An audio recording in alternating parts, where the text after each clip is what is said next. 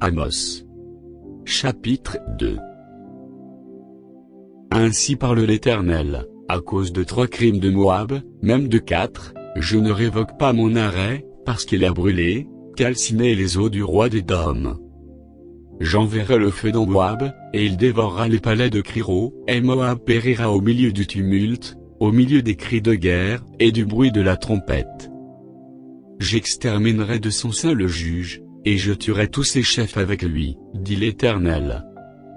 Ainsi parle l'Éternel, à cause de 3 crimes de Juda, même de 4, je ne révoque pas mon arrêt, parce qu'ils ont méprisé la loi de l'Éternel et qu'ils n'ont pas gardé ses ordonnances, parce qu'ils ont été égarés par les idoles mensongères après lesquelles leurs pères ont marché. J'enverrai le feu dans Juda, et il dévorera les palais de Jérusalem. Ainsi parle l'Éternel, à cause de 3 crimes d'Israël, même de 4, je ne révoque pas mon arrêt, parce qu'ils ont vendu le juste pour de l'argent, et le pauvre pour une paire de souliers.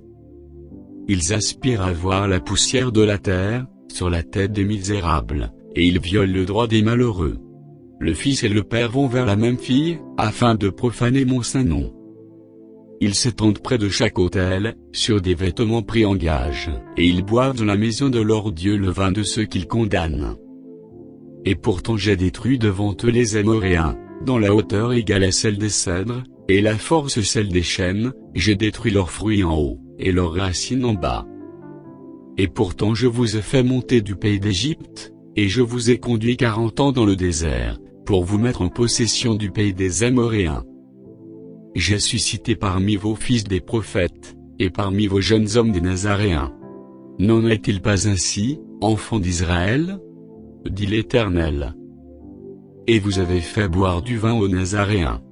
Et aux prophètes vous avez donné cet ordre, ne prophétisez pas. Voici, je vous écraserai, comme foule la terre un chariot chargé de gerbes. Celui qui est agile ne pourra fuir, celui qui a de la force, ne pourra s'en servir, et l'homme vaillant ne sauvera pas sa vie. Celui qui manie l'arc, ne résistera pas, celui qui a les pieds légers n'échappera pas, et le cavalier ne sauvera pas sa vie.